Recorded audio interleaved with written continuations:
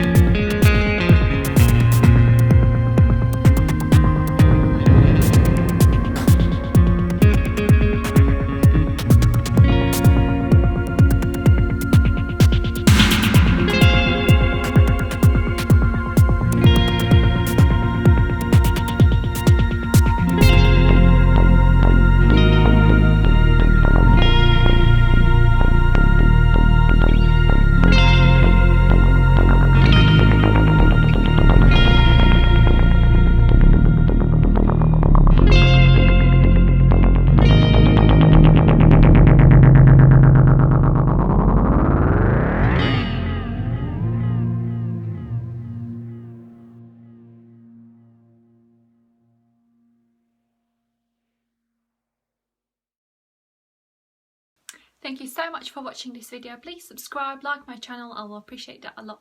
Thank you.